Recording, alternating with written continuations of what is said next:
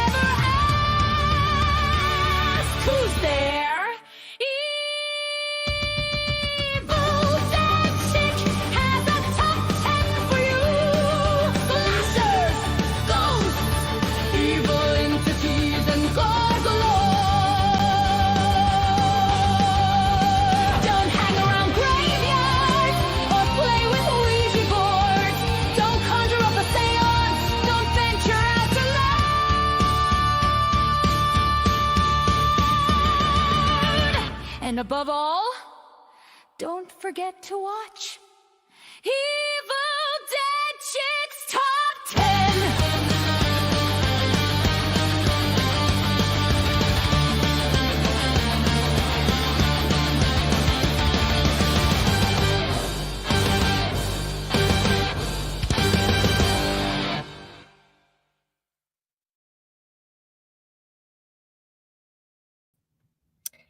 Howdy, gang, and welcome to yet another series.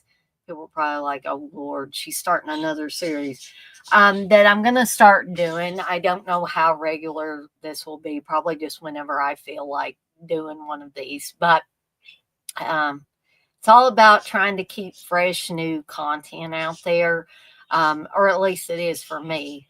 But this is Evil Dead Chicks Top 10. And tonight, for this first episode, we're going to be talking about my top 10 slashers. Now, keep in mind, folks, these are not in any order. They're just top 10 for whatever subject I'm talking about. But we're talking about top 10 slashers for me for the Halloween season. And I even had Steve throw one of his in there.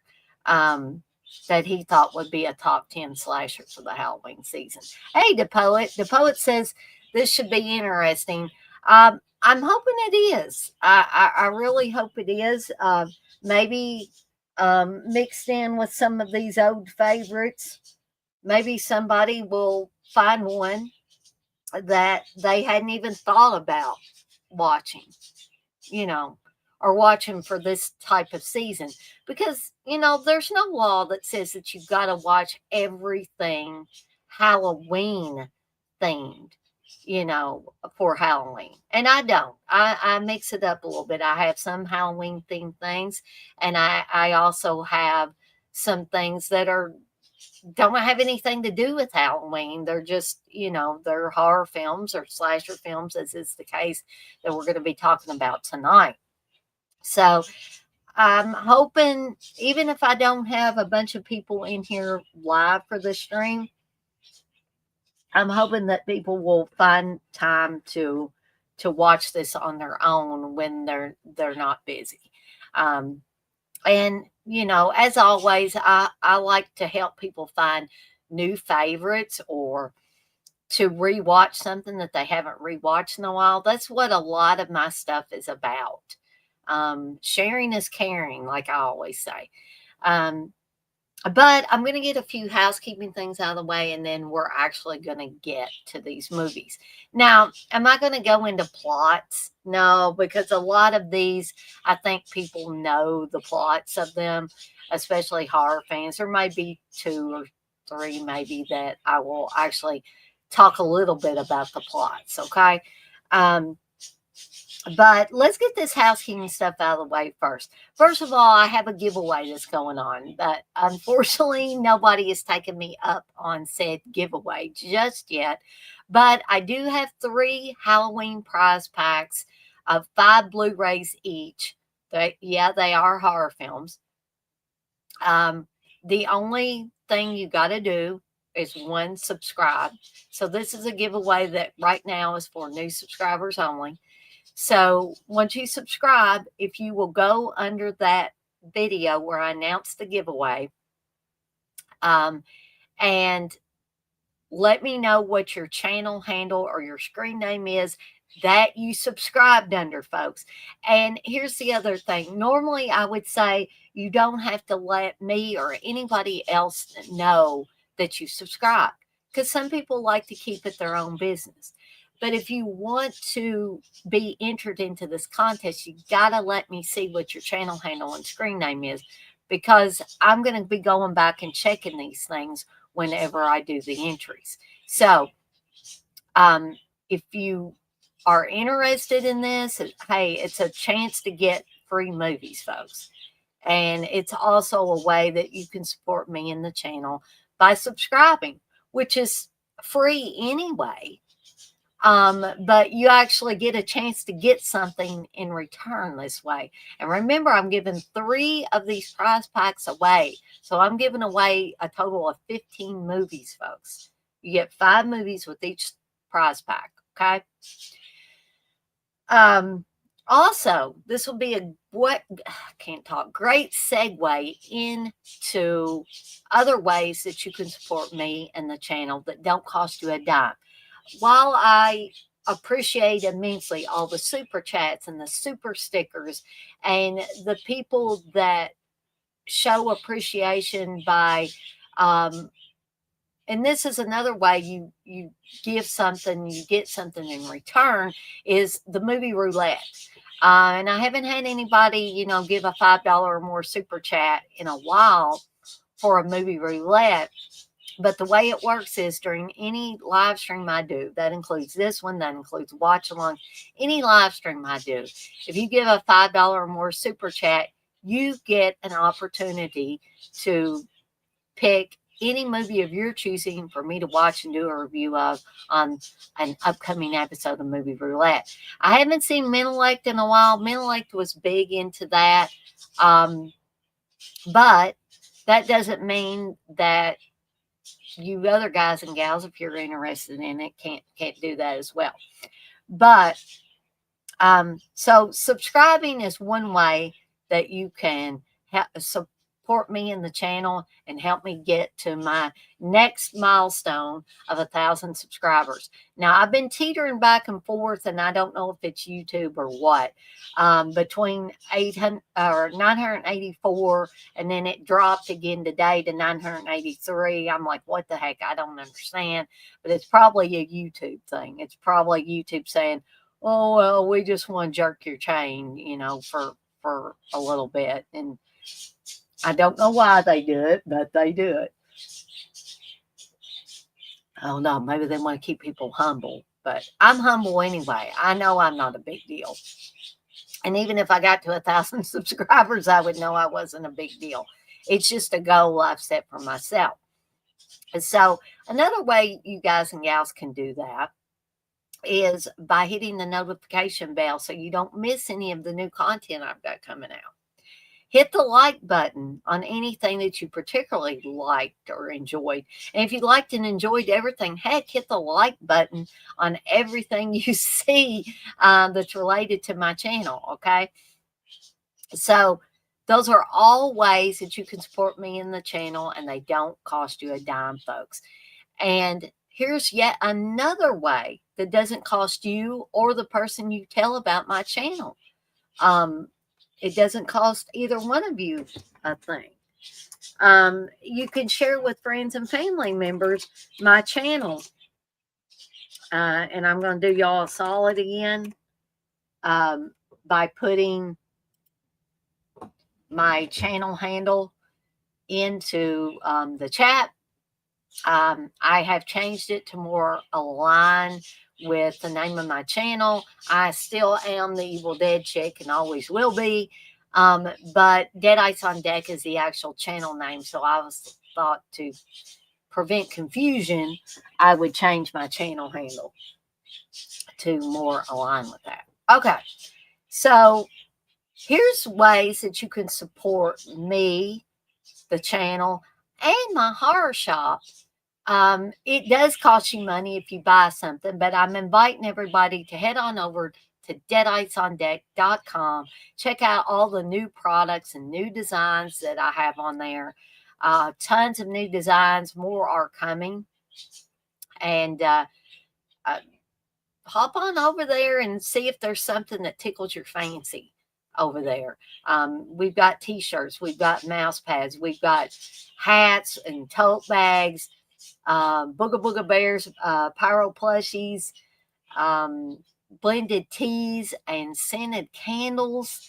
And if you don't see what you want, folks, I do custom work. There's a form on the homepage of the site at deaditesondeck.com, and you can tell me what it is you so desire. And if you're not a horror fan, hey, I do custom work for other things. I can do t-shirts and hats and other things for your business. Or if you've got a friend or family member that's got a business or a side business that you're wanting to put some logos on, let me know on that handy dandy form on the homepage of the site or the shop site, and let me know what it is you need, how many of them you need, because here's the thing, folks. First of all, I give you a $6 flat rate of shipping. That doesn't matter if you get 1, 10, 15, 100 items. Okay. It's still going to be $6 shipping. Now, where else can you get that? I don't know of too many places that you can, right? And people probably say, well, Dana, aren't you going to be eating some and shipping? Well, I might, but it's just something that I want to offer and extend to you guys and gals that want to buy multiple items from me. Why should I punish you for buying multiple items, right? And truth be told, the items that I'm selling are not going to be very heavy, right? So there's that. And if you want stuff for your business, your side business, a friend or family member's business or side business, and you order multiple like t-shirts with a certain logo on them, right? I will offer you a discount on that if you want to buy these things in bulk, okay? All you got to do is ask, and I will work with you on this, okay? Because I'm not only a horror shop, I'm a custom order shop. And I want customers as well as the next person, but I also like working with people, folks, and I like making others happy, and I like making products. It's fun. I have discovered that creating and making these products is something that I didn't even know I had the drive for till I started doing it. And then I realized how much fun it was. So, y'all are giving me something, to keep me out of trouble, really. So, because I'm the type of person that if I sit around and this is not a way to guilt people into it. It's just telling you that not only does this get you a product that hopefully you will enjoy and be proud of, but it helps me because allow me to get a little bit personal here with you guys and gals. Despite what, people may have heard about me through other entities, I am, and I try to be the best person that I can be, folks. But I have for years suffered with severe depression and anxiety. And it's, put me through hell from time to time. And anybody that knows about depression and anxiety, you understand that. Now, I know there are other things, addictions, drug, alcohol, even sex addictions that put people through hell too. It puts their families through hell. Well, my issues have put Steve through hell. They put my mom and dad through hell. They put my brother, anybody that's close to me, they put them through hell as well. And that hurts me that I have, created a situation where it's put others very close to me, real good friends of mine. I have been in a dark place and went off on people, and it's not fair to them, and I've had to apologize more times than I can count to people for doing these things. So apologies that I'm getting a little personal, but I'm explaining how not only have my friends and family, my dear husband, everybody been there in my corner and been pitching for me, but doing something you love and that gives you a sense of worth is important as well. So doing the graphic design work and stuff like that is my light. My friends, my family, Steve, you guys that come in here and support me, you guys are a light too. But sometimes you need a little extra light, and the doing the design work is something that gives me that extra light and gives me that extra little push. So just wanted to share that with you guys and gals on here, if I could just get a little personal here. So there's that. I'm hoping to have the first complete episode of Ozzy the Wonder Squirrel out here shortly. I've got to get a few more pieces into that episode. I hope to have some more Spooky Dog and Sebastian episodes. Spooky Dog and Sebastian meet. I could do a Robert Englund one, but I want to do a ton more. Right. I've got a week's worth of stuff up on Deadites on Deck, the YouTube channel. And Ozzy the Wonder Squirrel is the official mascot of the Deadites on Deck YouTube channel. Poe is the official mascot of the Deadites on Deck horror shop. And RJ, the friendly monster, is the mascot for the Movie Munchies, which, by the way, I do have a Movie Munchies coming up. I know I haven't done one in a while, but coming up at the end or near the end of October, October 26th, a video is going to drop for Ozzy's October Burrito, and I hope you guys and gals will enjoy that. You are right, the poet. Everybody is going through something. Everybody is going through something, and it's important that we, instead of being angry, and I've been angry at other people. I'm not putting myself above or to the side or anything of anybody else. I have been angry and because of certain things and have overstepped my bounds and all of that. But we need to help each other, folks. We need to stop, and me included, we need to stop getting angry. We need to stop hating each other. We need more love in this world, not just in one country or anything, but we need it all over. And well, thank you to Poet for saying so it's okay. But, I feel like sometimes that people may not understand why I do and say the things I do and say. And so sometimes I feel like there's a little explanation in order. I've had,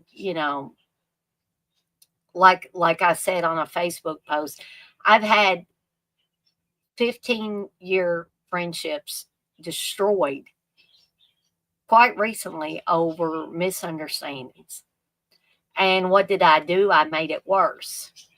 And you know, I could apologize all day long to the people involved, and it wouldn't.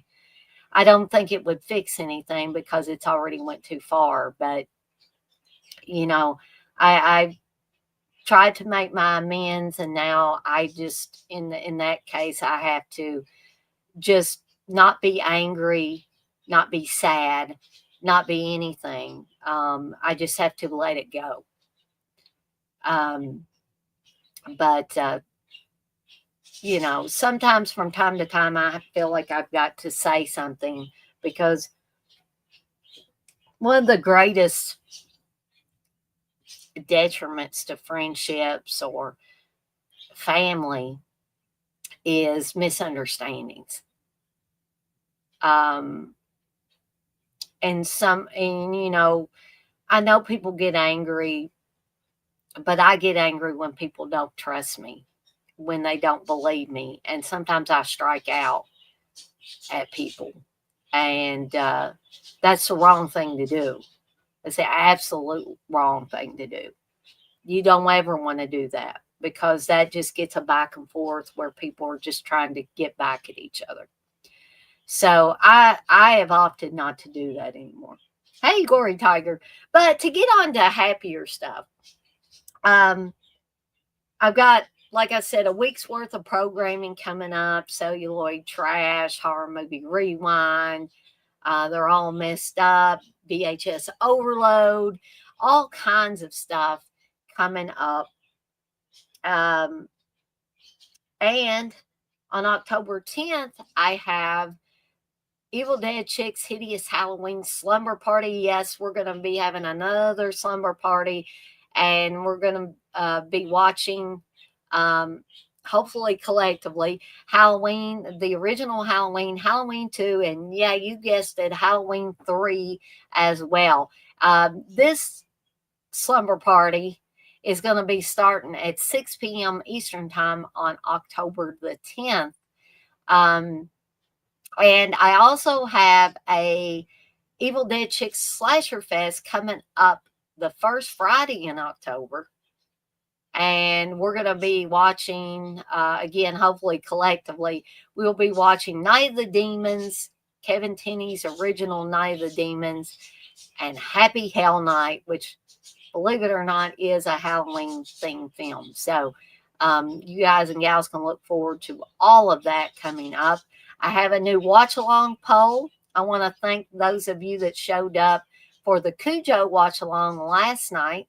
But we have a new poll of 3 David Cronenberg body horror films. Videodrome is still in the lead right now, followed closely by The Fly from 1986, and Shivers is trailing in third place. So if you want to have a say-so about what the next watch-along film is, be sure to get in there and vote for that while you still can. All right. So let's get to these movies, shall we, after I blab for 23 minutes. So again, these are not in any order, so don't anybody take it that, hey, Dana was on here and she was talking about movies and like, I don't understand her order process. They're not in any particular order. I pulled them off my shelf. I've got all the physical copies right here to show as visuals. And these are just 10 of the ones I thought about. Well, what slashers would I watch around Halloween time? What would I want to watch? Okay. You might be surprised by some of these. So the first one is, of course, the old classic, John Carpenter's Halloween from 1978. Michael Myers is the killer. He's doing all the slashing, folks. And Halloween, I think, is such a classic movie that I don't even think I need to go into the plot of Halloween. You know, you have babysitters versus Michael Myers. That's basically what this movie is. But that's not saying that it's not a great film. And it's not a great slasher film. And John Carpenter did a whole lot with Halloween and the music, which John Carpenter did as well. But he did so much about making us be afraid of the character of Michael Myers without showing a lot of blood, without showing any gore, basically. It was stalk and slash, yeah.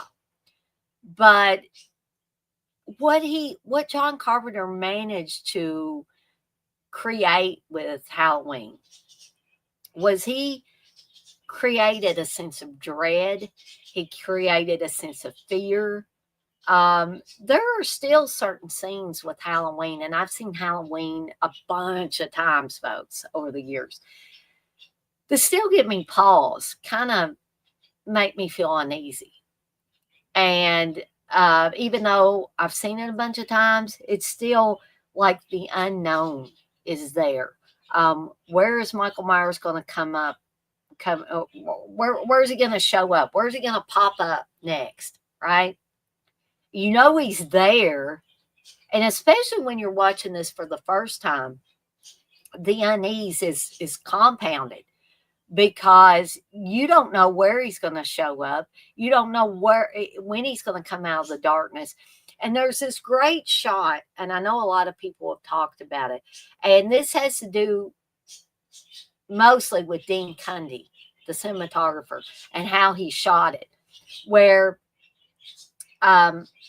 Jamie Lee Curtis's character of Laurie Strode thinks that she has done in Michael Myers. We know, because most of us have seen a lot of slasher movies, and we would know that no, he's not done. And we see her standing at the top of the stairs, and it looks black back there behind her, but slowly you see Michael Myers' mask come into focus behind her. It's like, oh no, he's here. He's still here. There's stuff in the background where, again, you think, well, especially if you're watching for the first time, maybe he's dead. And he sits up, and it's just a turn. He turns and he looks at Laurie Strode. And I was like, that, without saying a word, because Michael Myers doesn't say anything. He just sits up, turns, looks at her back. She doesn't know he's there and moving around and stuff. And then that stare, that creepy stare from behind that mask, still never fails to have an effect on me. So Halloween is an incredible movie. Now, a lot of people have said it's the start of the slasher films, but not really. But what it did for the slasher film is it showed audiences, and hopefully it showed filmmakers that, hey, I don't have to splatter a bunch of blood on the walls here. Now, I like well-placed blood and gore as well as the next person. But if I want to see real gore, I'll watch a gore film. If I'm in the mood for gore, and I'll probably do one of these top 10s on top 10 gore films. Okay? But if I want to see a slasher that is suspenseful, that keeps you on the edge of your seat, I'm going to watch something like Halloween, right? Every day is Halloween where you're at, Muhammad. Well, sometimes I would feel like I'd like every day to be Halloween around here, and some people do try to keep Halloween, I guess, in their heart every day. But I think what makes it so special for me, because like I've said before, some people might think it's blasphemous, but I consider Halloween my favorite holiday, even above Christmas. And I know people say blasphemy, but it's a chance for me to get very creative at Halloween time. And I love decorating. I love that entire season. Hey, X-Ray.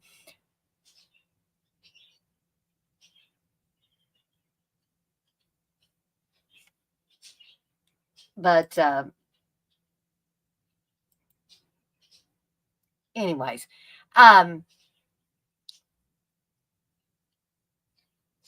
what I was saying about Halloween is I love everything about Halloween.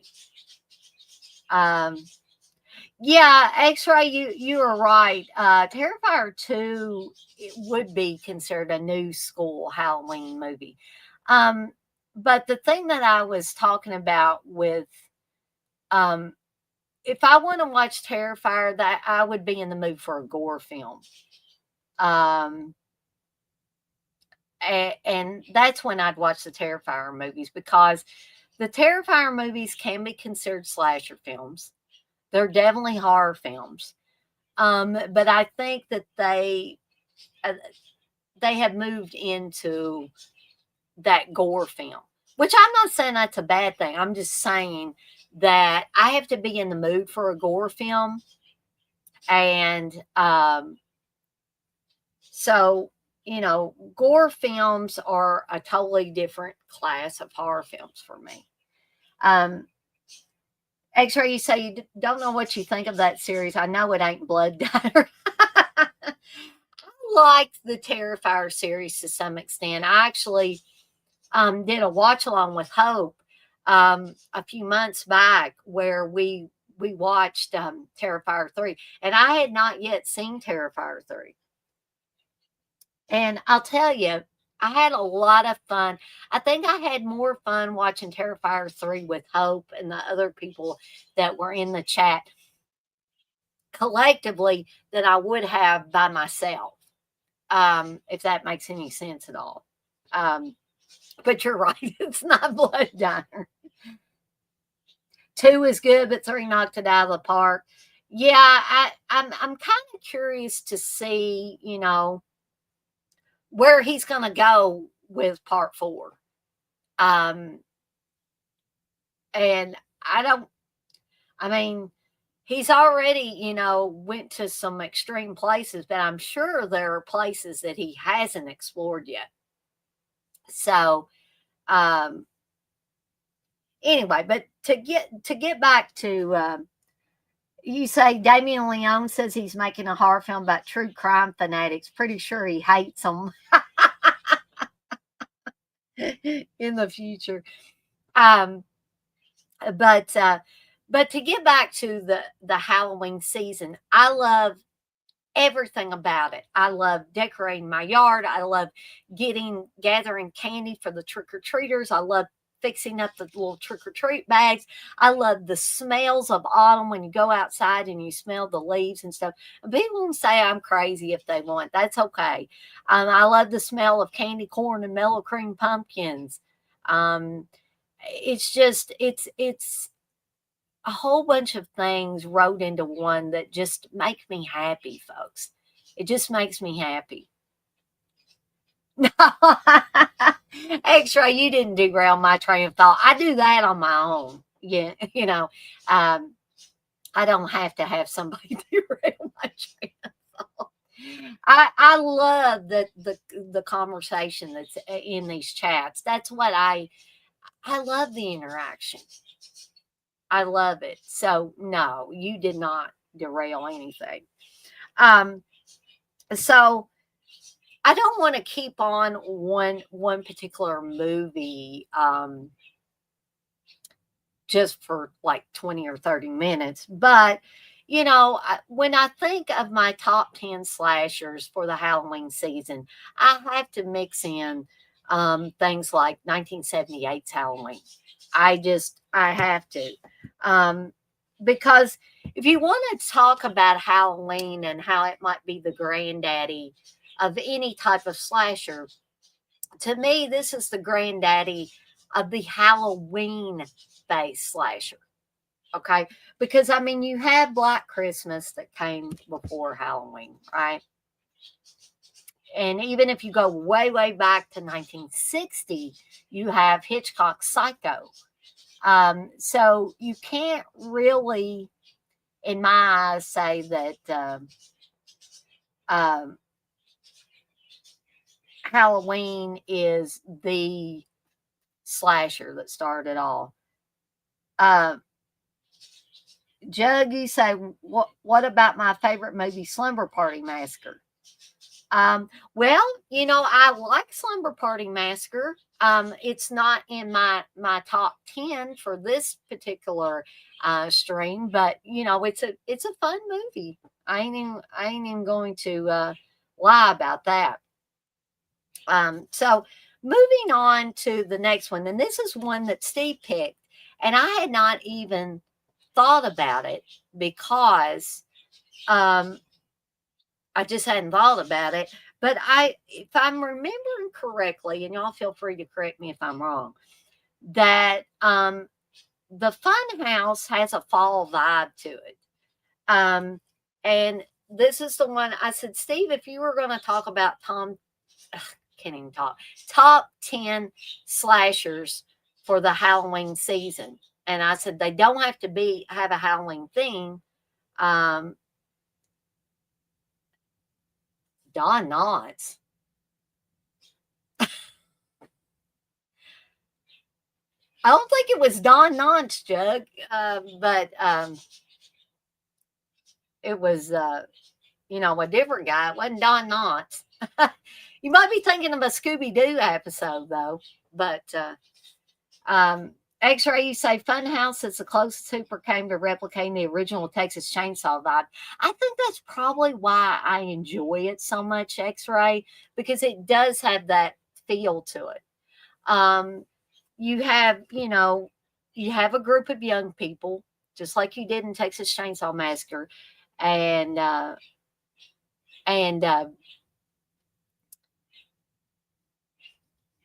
then they go to this carnival. Had an off-kilter vibe. It definitely had an off-kilter vibe as well, X-Ray. And it's basically, how Joe Bob talks about spam in a cabin, and he says they go into a cabin or they go into a house and they don't come out, right? It's like the Roach Motel. They check in, but they don't check out. So they go to this carnival and they see something that they shouldn't see, and somebody finds out about it and starts offing these kids in the fun house because they are stuck in this fun house. So there's a lot of opportunity for killing them off in inventive ways. And two, you have this killer who is, their face is really messed up, and it's really creative, the way when they're unmasked and you see the drool, you see the face that does not look human in any way, shape, or form. But at first, the killer is covered by a Frankenstein monster mask during a lot of the action. Jug, I don't think it was any of those people from Andy Griffith. But anyway, so like I said, I feel like the Fun House does have a fall, autumn vibe to it. It just feels like that time of the year to me. Now, if anybody has any, it's okay to disagree with me. I don't mind. If you don't feel like it has an autumn or fall vibe, hey, jump in here and say, I don't agree with that, Dana. I don't see that. But it just feels like it to me. I don't know if there's if I recall seeing any leaves on the ground or anything like that, but it just feels,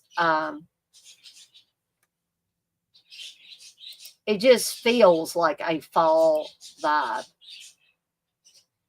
But so the Funhouse is definitely, a slasher of merit to watch anytime. But it also is one that is good to watch during the fall months when you get closer to Halloween and all that. Oh, X-Ray said, nah, you're passionate. You're kind of like a goth Southerner. Thank you, X-Ray. I like that. I take that as a compliment. I really do. All right. So the next one I'm going to talk about, some of you may groan, because a lot of people think this movie is not a good movie. Honestly, folks, I have always enjoyed this film.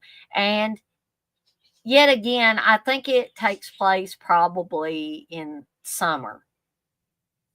But it definitely gives me a fall vibe to it. And that's Children of the Corn. I have always loved this. I mean, people talk about how He Who Walks Behind the Rose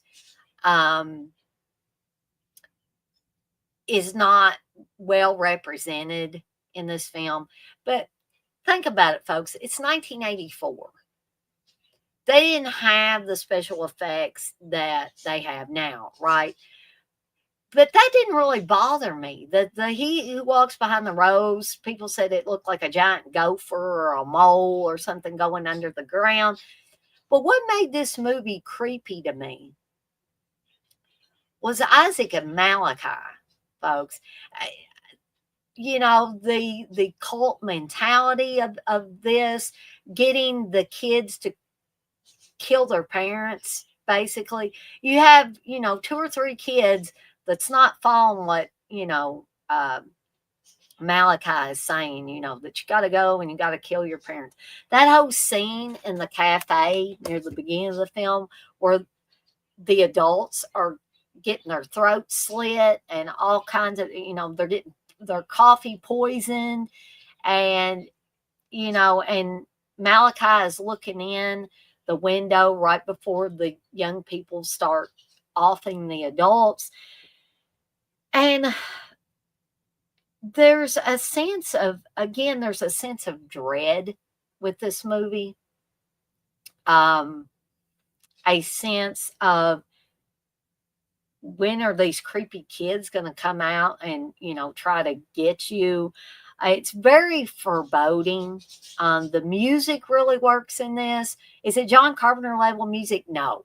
But it's still very eerie throughout the film.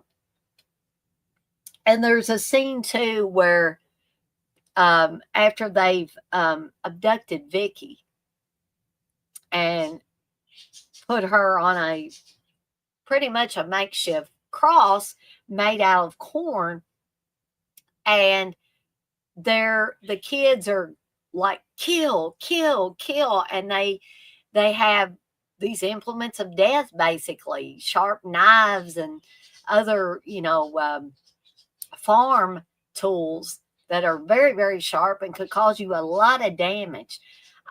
Very eerie. To me, this is not only a good slasher to watch around Halloween time, but it's also a great killer kid entry into horror films. So, say what you will about He Who Walks Behind the Rose and how that wasn't well represented and all that. But I think the core sense of dread comes from the kids, especially Malachi and Isaac. They're the 2 main ones and Isaac a little more than Malachi at certain times. Malachi is definitely malicious and has a malicious intent, but Isaac is the doer and not the sayer, right? He actually takes action, whereas Malachi has other people do his bidding, right? So I'm not sure which one of them is more dangerous. Malachi instructs people to do stuff, and Isaac eggs them on, Let's go get them, let's get in a big group, let's chop people up and stuff. Okay. So that's showing the corn. The next one, now some people may not consider it a slasher. They may consider it more of a supernatural movie, but there is plenty of slashing to be had in this movie, and that is A Nightmare on Elm Street. Look at those blades on that glove, folks. If you have any doubts that there's not whether or not there's any slashing going on, just look at that glove. What do we think he's going to do with that glove, right? So again, I think most people know what A Nightmare on Elm Street is about. It's about this dude here who was killed by parents because he was a child murderer and other things, that I won't say on here, but that's pretty much the indication that not only was he a child murderer, which is reprehensible in and of itself, but the other part of that is just as sick and disgusting as the other part of it. So Freddy, if y'all watched my Best of the Bad stream that I did a week or so ago, you will know that I decided to myself and shared with you guys and gals the fact that if I was to say who was the baddest of the ones I talked about, which was Freddy and Jason, Michael Myers, and Leatherface, and even I threw in, the tall man for good measure from Phantasm, I had to say that Freddy was the baddest of the bad because Freddy was not a victim of circumstance, really. Freddy was bad from day one. He was doing terrible things to children. He was evil. And the parents were getting revenge for their children. And the children that maybe hadn't been affected yet, but their parents were afraid they were. Now, did the parents handle things correctly? No. But when justice is not served, and there's a little scene in A Nightmare on Elm Street where Nancy's mother tells her about Freddy and what the parents did and why they did that. Because justice was not served in this case, right? So, right or wrong, they were going to take Freddy Krueger out, right? So, Freddy, like I said, was evil from day one, or scene one, or whatever you want to say. And there was never any redeeming for Freddy, because when he went into the supernatural and was able to enter the rest of the Elm Street kids' dreams and cut them to ribbons in their dreams, and in A Nightmare on Elm Street movie, if you die in your dream, you die for real. So I definitely love A Nightmare on Elm Street. It's a wicked, wicked movie. But Wes Craven knew exactly what he was doing with this. And when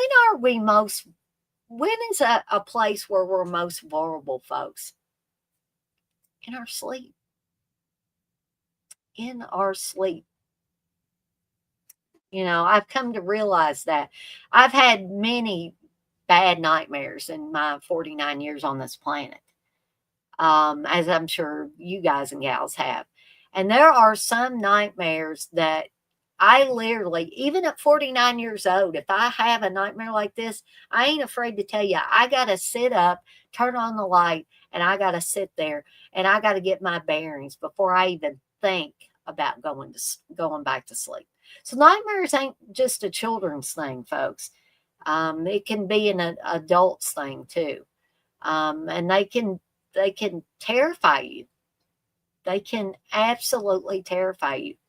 In fact, and I've told this story before, and Wes Craven has told this story before in in interviews, that the way that he got the idea for Freddy Krueger and a killer that kills you in your dreams, hence killing you for real, was he read a series of LA Times articles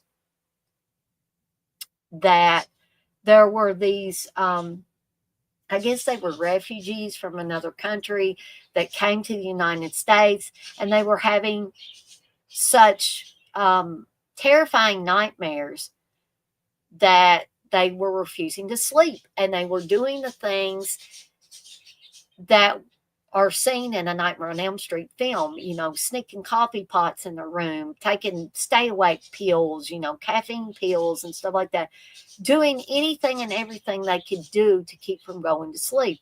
But anybody that has ever tried to stay up and stay up and stay up and stay up, you know that there reaches a point where it doesn't matter how much caffeine, it doesn't matter how many of these Ghost energy drinks you've had or whatever, you're going to nod off. Because I've tried it, you know, just wanting to stay awake because I wanted to get something done or something, not because I was scared of going to sleep.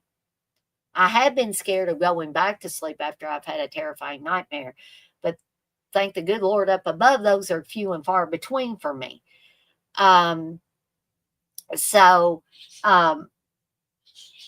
What happened to these people? I think they were young men. I don't think there were any girls that this happened to, but young men.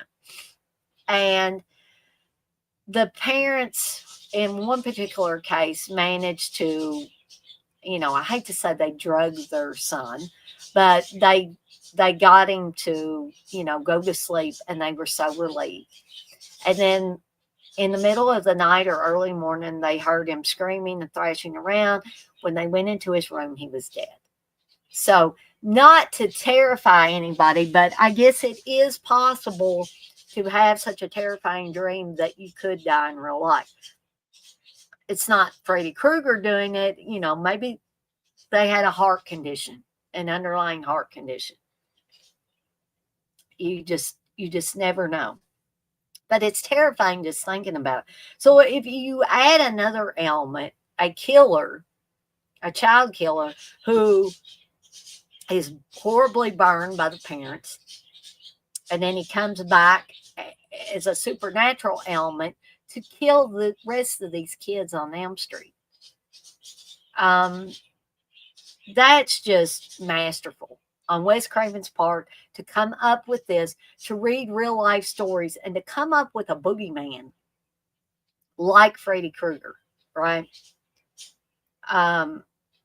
And, you know, if you meet Robert Englund, he's one of the nicest guys in the whole world, but he really turns on the bad whenever he's playing Freddy Krueger, and he does it, you know, the other half of the credit has to go to Robert Englund and how he always portrayed Freddy.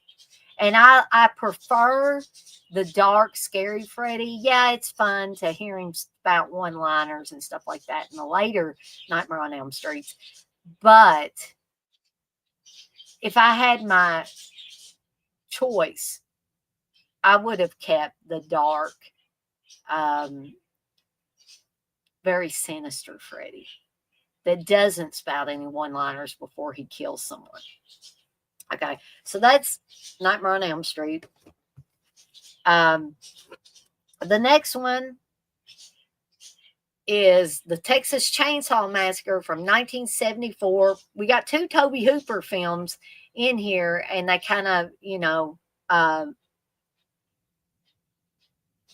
as I think X-Ray said earlier, they kind of bookend each other, right?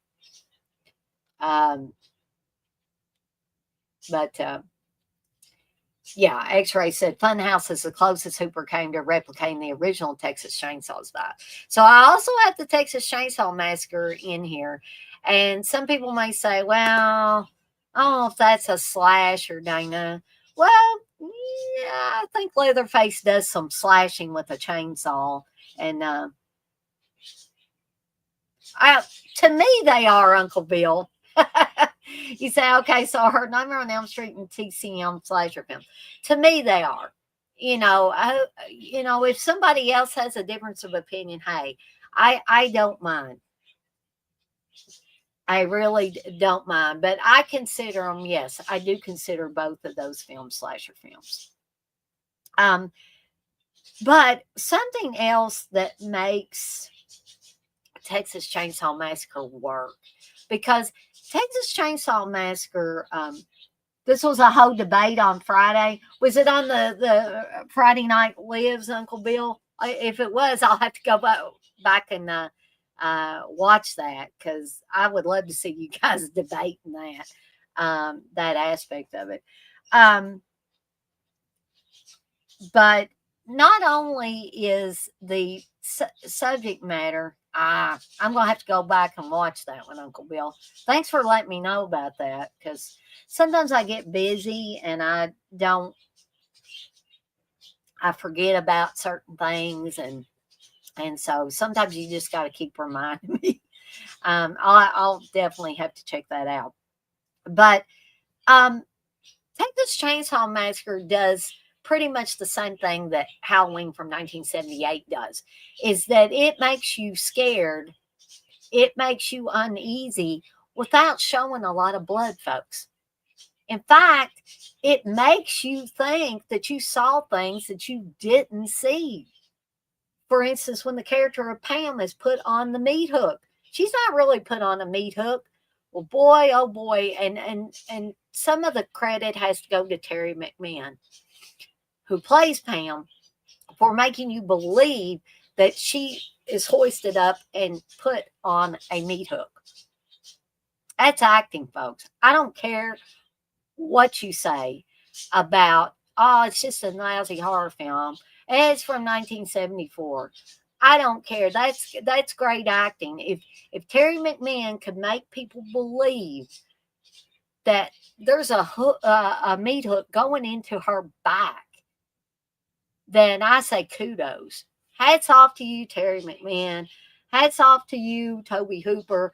Hats off to you, Gunnar Hansen, for, God rest your soul, for being able to make that real for us for however many seconds that was, right?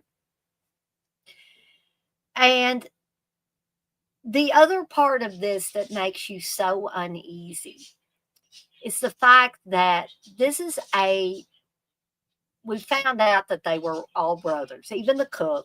So you have the cook, you have Leatherface, and you have the other character that's affectionately known in horror circles is the hitchhiker, played by Ed Neal. If you didn't know better, you'd think they were all maniacs, including Toby Hooper, who directed it. God rest your soul, Toby Hooper. Because this movie was filmed in the blazing heat of Texas. It was filmed during the summer months, folks.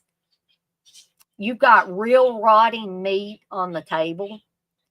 You had Toby Hooper having them do scenes over and over and over and over again until they got it right. And I'm not saying bad things about Toby Hooper. I'm just saying this was the atmosphere on the set of the Texas Chainsaw Massacre. There was a scene where they're supposed to cut Marilyn Burns, the character of Sally, supposed to cut her finger and allow Grandpa to suck on her finger, and he does the whole baby thing. Okay, some people that have never seen Texas Chainsaw Massacre will probably say, good Lord, Daniel, what kind of movie are you talking about here?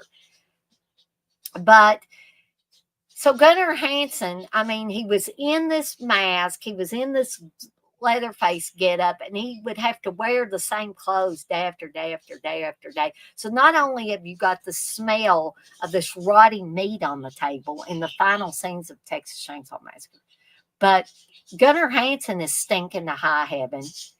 And here he is trying to get this effect to work right. And then he just, in the heat and the madness of everything, he just says, what in the hell? We can't get this right. We can't get this to work right. I'm just going to cut her finger for real. And that's what he did. So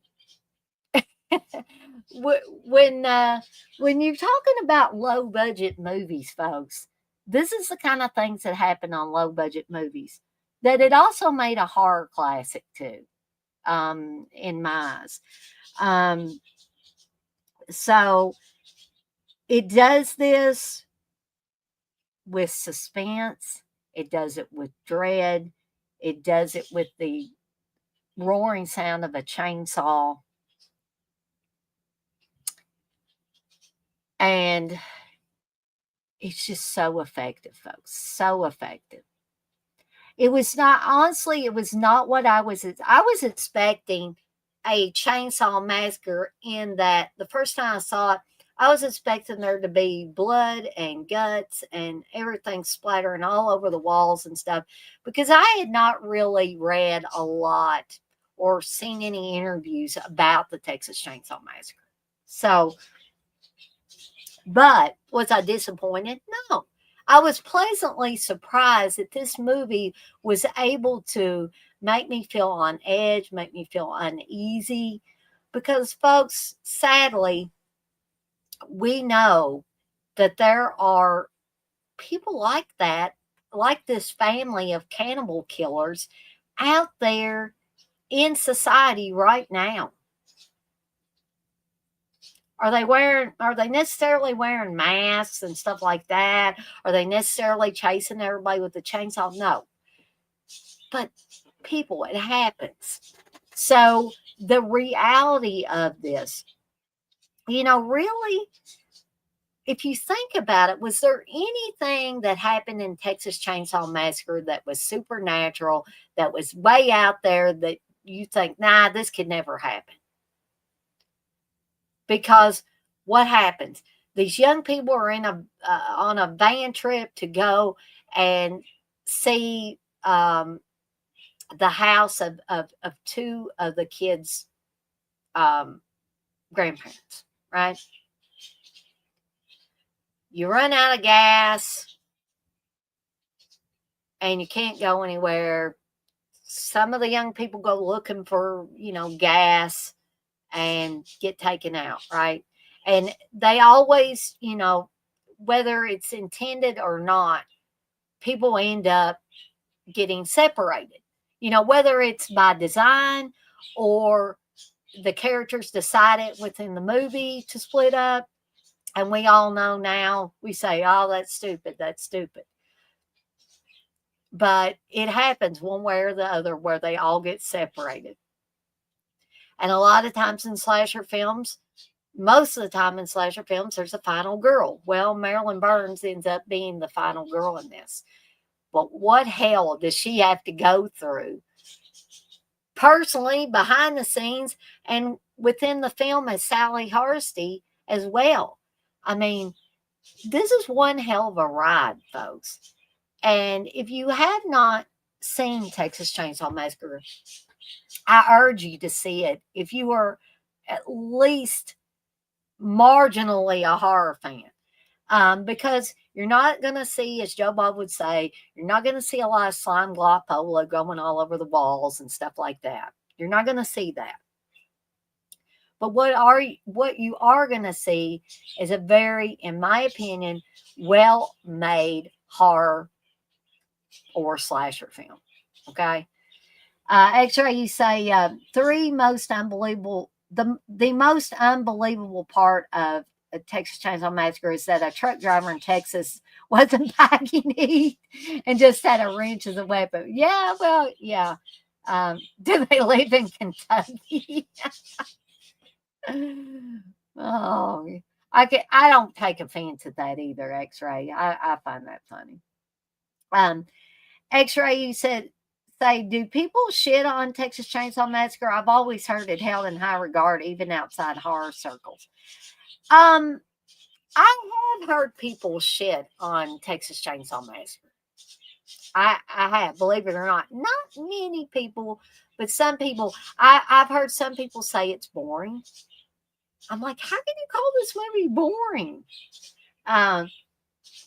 But it is, on the other side of that coin, you are correct that for a lot of people, it is held in very high regard. And like you said, even outside of horror circles as well. Yeah. X-Ray said, the only crazy opinion I've heard is people saying Texas Chainsaw Massacre 2 is better than the original. Yeah, I mean, as much as I love Texas Chainsaw Massacre 2, and Toby Hooper had something to do with both of them, had a big part of both of them. Here's how I feel about Texas Chainsaw Massacre 2. Hey, Clifton. Texas Chainsaw Massacre 2 is a novelty item for me. It's fun. And it's fun in a totally different sideshow, carnival, roller coaster ride way.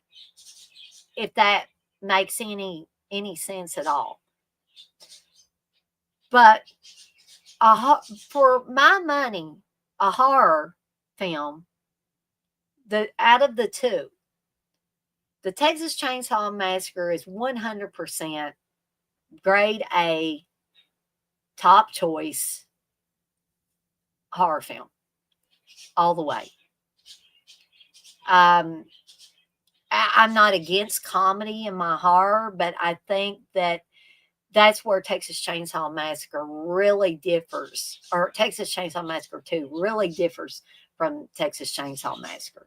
So, no, I would not be one that would say that Texas Chainsaw Massacre 2 is better than the original.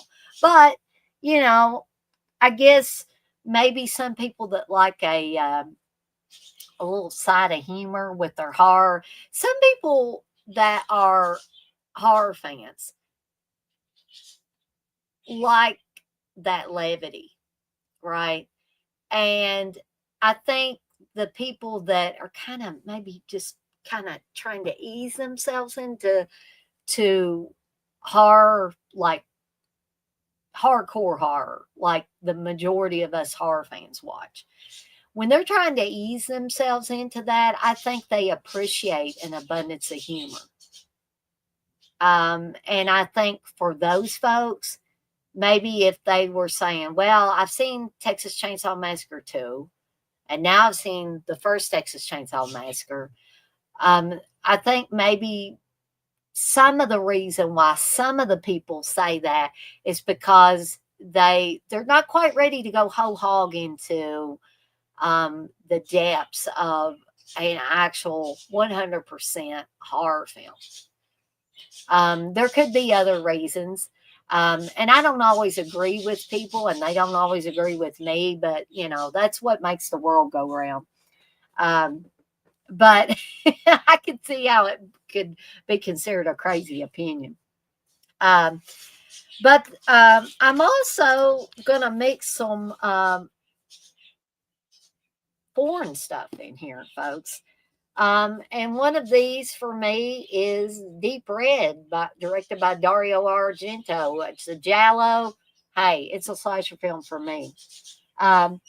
Clifton, you say I'll have to watch what I missed on the replay. Yeah, sure. I know that everybody, and I've said this before, I love to have people interacting when I do these live streams, but I know it's not always feasible for everybody to be able to be there at a certain time, at a certain place when people are doing live streams. And I also know that sometimes there's a lot of people doing a lot of different live streams at the same time. So one of these has got to fall by the wayside.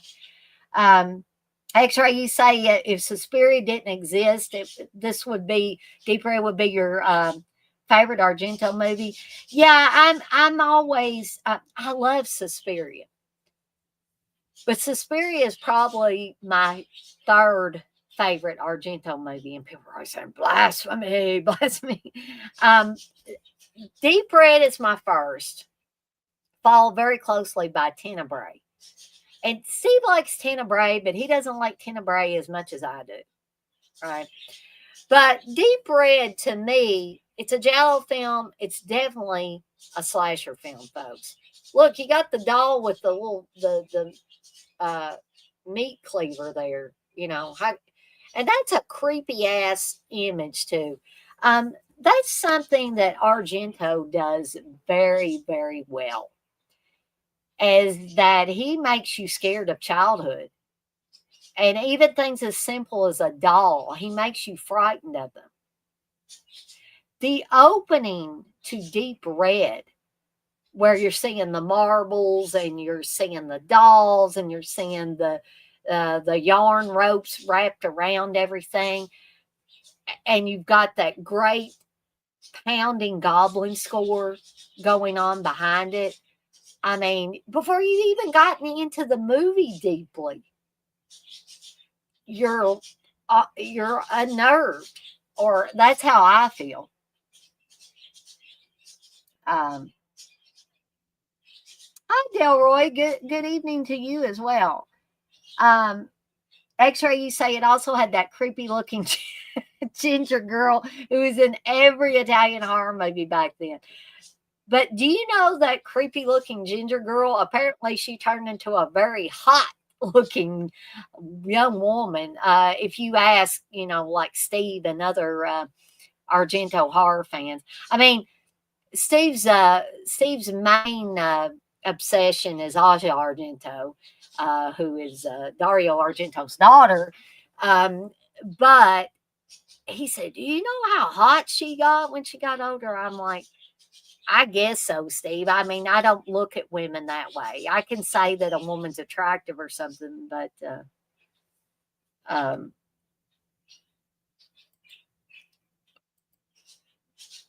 like I said, I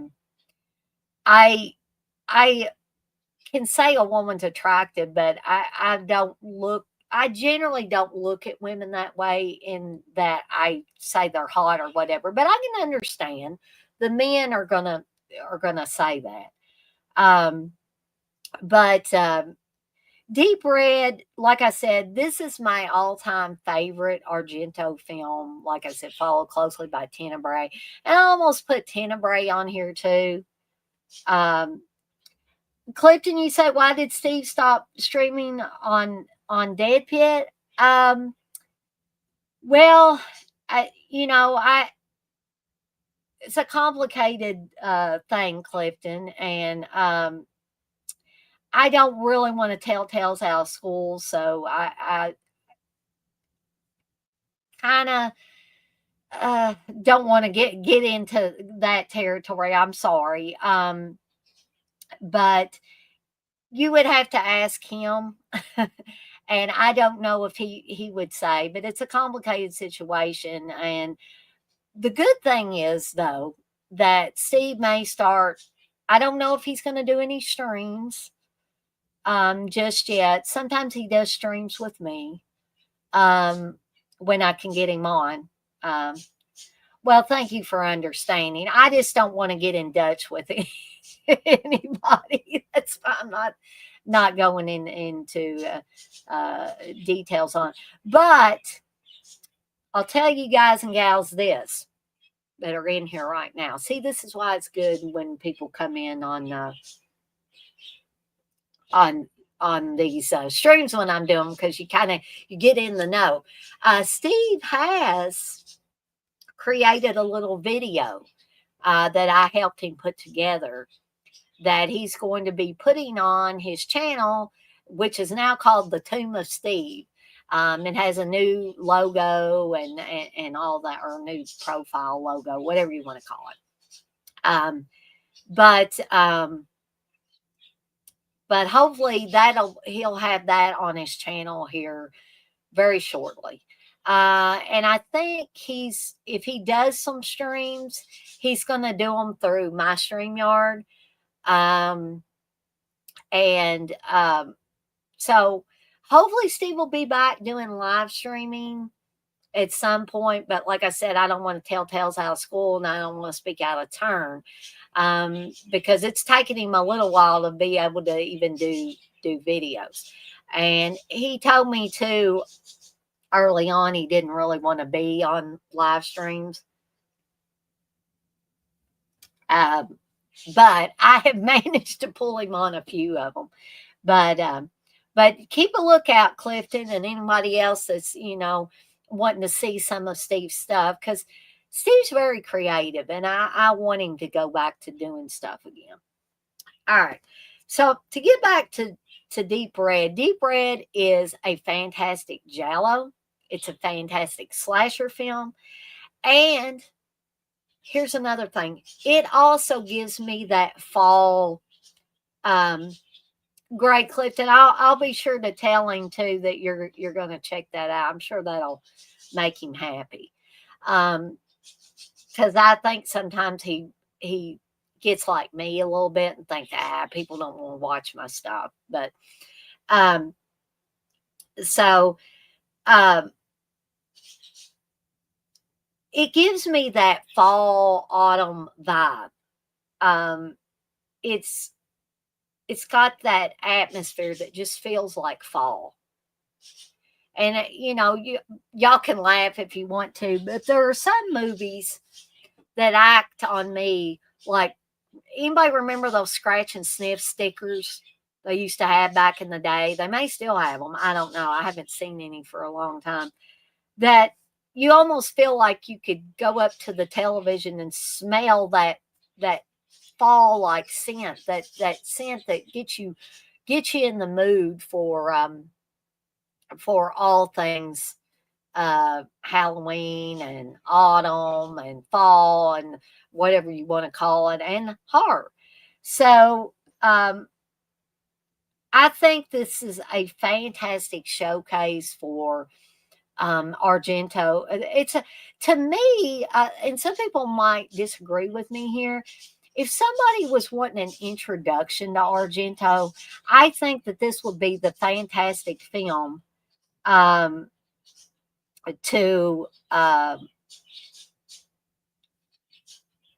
get somebody introduced to the work of Argento. And so if you ever have somebody come up to you and say, hey, I'm thinking about, getting into Argento, what do you suggest? And I would definitely suggest Deep Red, because Suspiria is fantastic. Tenebrae is fantastic too, but especially with Suspiria, I feel like Suspiria has got a little more of a complicated plot. And I'd like to just ease somebody in to someone like Argento. And I think Deep Red is a great way to do that. And not only do you have the slasher film elements, but you have murder mystery elements. And Argento is the king. I don't care what you say. Argento is the king of grotesque or grotesquely macabre and beautiful set pieces.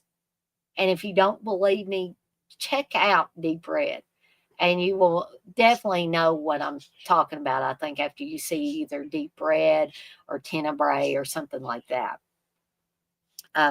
So the next one I want to talk about, and this is one that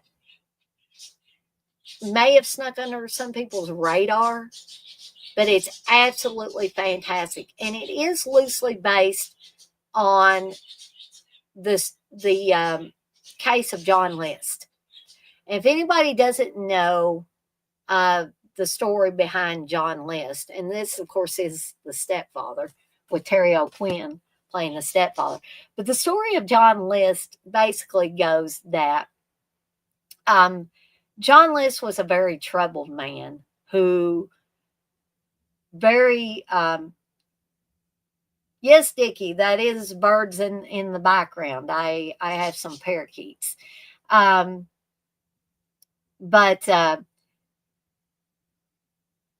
John List, very much like Terry O'Quinn's character in The Stepfather, wanted the perfect family.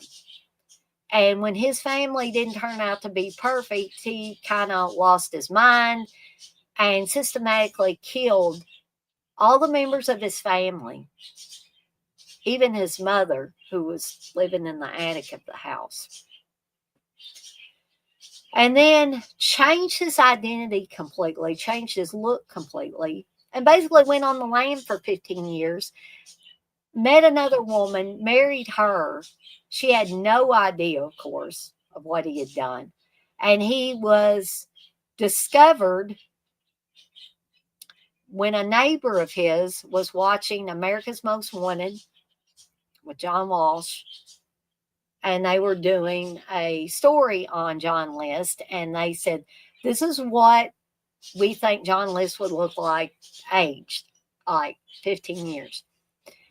And the neighbor's like, oh my gosh, that's my neighbor. And he, of course, he was going by a different name and all that.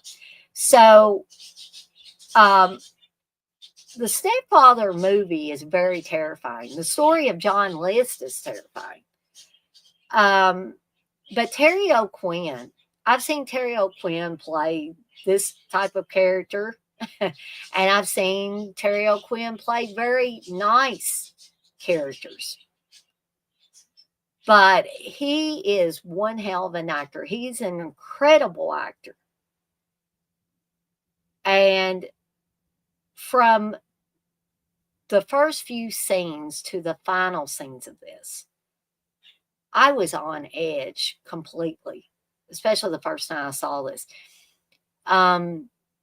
Because you see Terry O'Quinn's character, and you see him, you know, with a full beard and everything, and glasses, and he's got blood splattered all over his face. You haven't even seen the rest of the house yet. He's in the bathroom, and he takes a shower, cleans all the blood, changes his clothes, takes the glasses off, puts contacts in. Looks like Terry O'Quinn, right? Then he, you know, he has a suit on. He very methodically goes downstairs without even looking at anything. Puts, you know, toys back in the toy box and all that. And then you see like a bloody handprint on the wall. You see what appears to be a child laying face down on the floor with blood on them.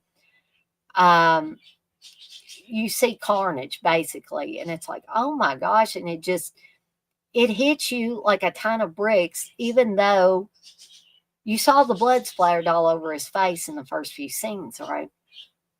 Or the first few minutes of the film. And he just systematically and methodically puts the bloody phone back on the hook and walks out of the house and doesn't turn back. That is creepy to me. And then he travels to a new place, finds a new woman to latch onto and makes her fall in love with them, tries to win over her daughter. That doesn't quite work out so well, which ends up making him very mad, and things start to unravel at that point. But The Stepfather is not only a slasher film, but it's a very suspenseful horror film. And some people might even say, well, you know, it leans more towards true crime. While, yes, it is loosely based on the story of John List, just like I said, who committed a very heinous crime. It still works on a horror movie level and a slasher movie level. And some parts of it do take place in the fall. But not all of it does. But the beginning scenes, especially, they're raking the mother and the daughter are, you know, raking the leaves, and they have that little situation where they're dumping leaves on each other and all that stuff. And then Jerry comes home, which is Terry O'Quinn's character in the film. And it just, though there is a cold, kind of desolate, washed out feel to the film. And all of those things make me think of fall and the impending winter and all that. So this is definitely one I like to watch in the fall. I can watch it anytime, but when it starts getting fall, this is a movie that I think about if I'm thinking about slasher films to watch. Okay. All right. So we got 3 more of these, folks.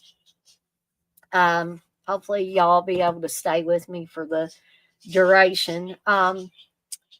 But the Prowler is another one that, although it doesn't take place in the fall, the dark, moody, cold, kind of muted atmosphere that surrounds this makes me think of fall.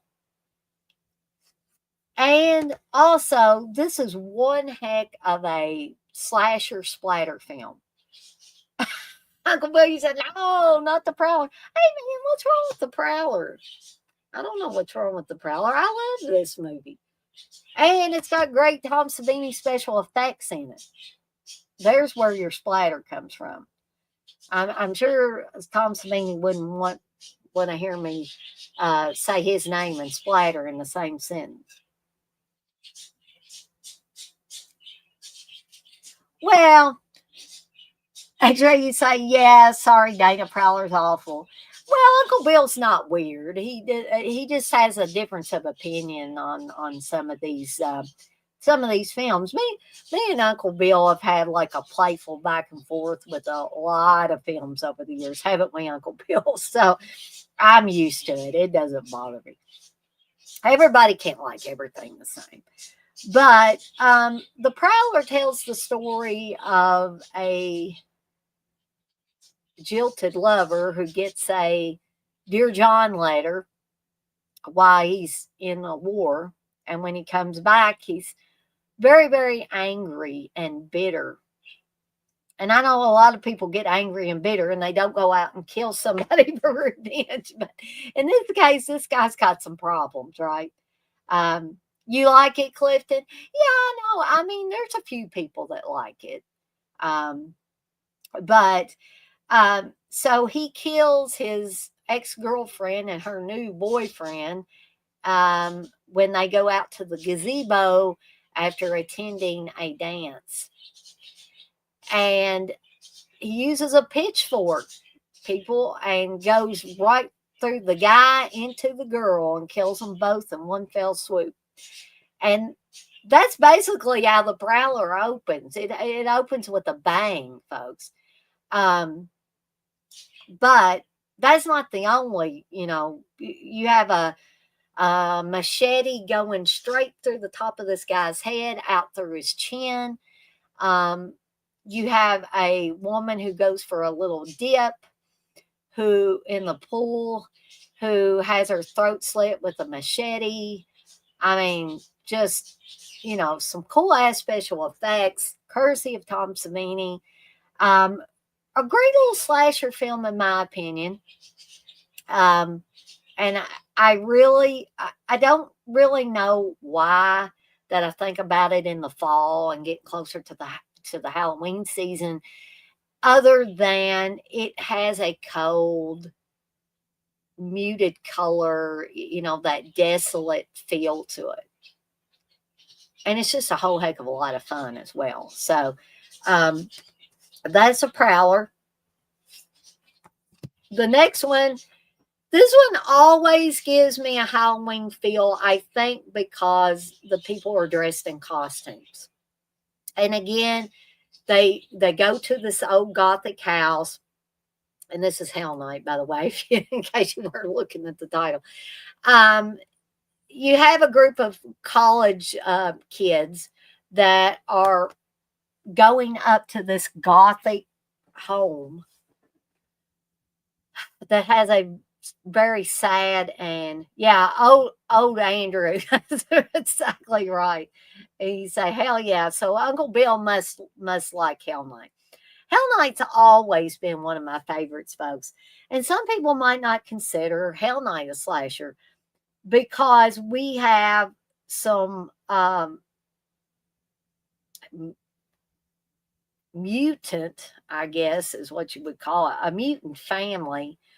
I guess the mother and father were okay, but every kid that they had some, deformities. And it wasn't a very happy family, right? So fast forward past that, where where the patriarch of that family basically killed everybody in his family. All right. Fast forward to modern times by 80 standards, and you have some college students, including Linda Blair as one of the college students, that have been asked to complete their initiation into their respective sororities and fraternities, because there's 2 girls and 2 guys, to go to Garth Manor, I think it's called, and they have to stay the night. Well, the heads of the sororities and fraternities have hidden a bunch of things to scare them, to try to get them to want to leave. And see, if they leave the property or leave the house, they don't pass their initiation, right? And so there's a real threat that shows up. It seems that the Garth family, apparently some members of the Garth family ain't dead, and they're taking out some of these college students. Quite a bit of gore in this one, I feel like.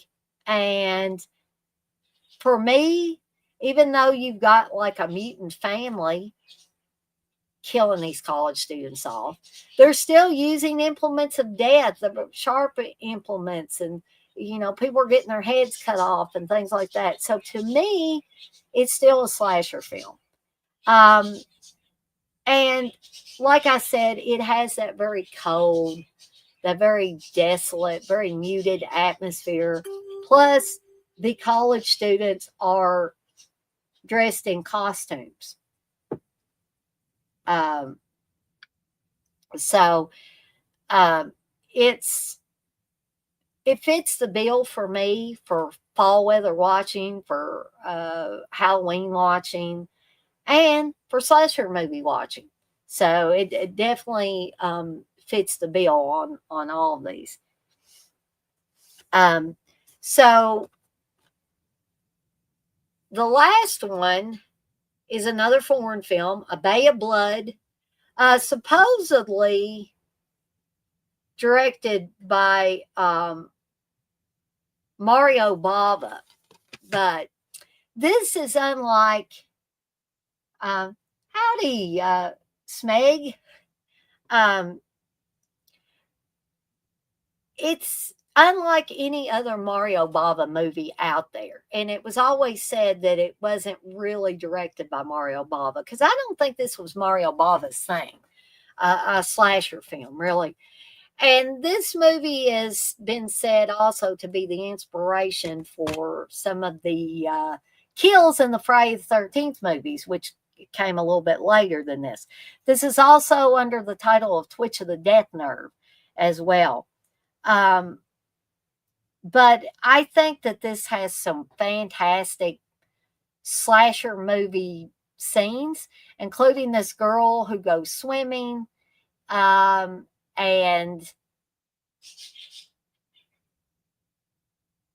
no, Uncle Bill is not weird. He is not weird.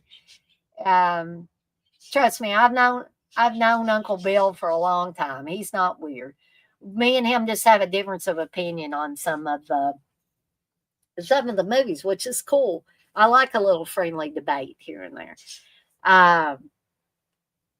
But anyways, this girl goes swimming in the bay and she gets her throat sliced, folks. I don't know if I can show. Well, I think this is safe to show, but there's a pretty good explanation of that scene there, folks. So that's a great scene. And there's other great scenes. A couple is in bed together and gets skewered. That's very reminiscent of a later Friday the 13th movie, isn't it?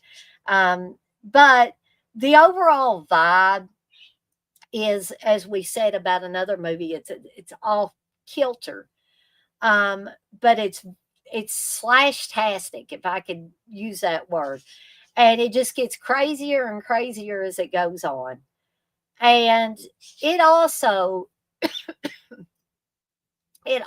gives me that fall-like vibe, even though it's more than likely it's not taking place in the fall. I think it's supposed to be cooler weather, but it's just the way the colors are presented and everything that just puts me in that fall, close to Halloween mindset. X-Ray, you say, never heard of the Bava theory. Who are people saying did direct it? I thought that they said that Lamberto actually directed most of it. That there might have been a few shots that was, maybe considered more classic Mario Bava. But I'm pretty sure that a lot of people said that the word going around, at least in some circles, was that Lamberto Bava pretty much directed the majority of it. So if you watch some of Mario Bava's other films, I don't feel like Mario Bava was actually a slasher type of guy per se. Some people might disagree with me on that. I felt that Mario was more of a gothic type of atmosphere guy. I mean, I'm not saying he never had slashing in his films. I just think that wasn't his cup of tea, really. So, I think the other thing may have been that at the time that he supposedly directed this, that he was not in good health, which may have been another reason for having somebody else direct most of it. But I guess that is, well, not Super Mario, but Mario Bava. But I think that is it for me. I've been on here a little over 90 minutes, a little over an hour and a half. And I think I covered these pretty well. I hope that you guys and gals think so too. But I think I'm going to call it a night because it's a Monday, and it's going to be time to go back to work for, the majority of us, if not all of us. So I got to get some rest, got to do a few things before I get settled down for the night. But I want to thank all of you guys and gals that showed up for this stream. The Poet and Gory Tiger, X-Ray. X-Ray, I've enjoyed the heck out of talking to you back and forth tonight. Uncle Bill, Clifton, Dickie, Smeg. I've enjoyed talking with you guys and gals in here. Also, for those of you that were watching that maybe didn't feel comfortable getting in the chat, I want to thank you for watching as well. We had a fair amount of people in here tonight, which I'm pleased about. And I had a lot of fun too. And I also want to thank the people that will watch this on the replay as well. As a fire, I'm not sure, X-Ray. For some reason, I'm thinking I did, but I probably need to refresh myself on that. You say I'd really dig that one. Well, I definitely need to. It seems like Steve's got that somewhere. So thank you for reminding me about that again, because I need to see if either Steve has it or where I can get it from or where I can watch it.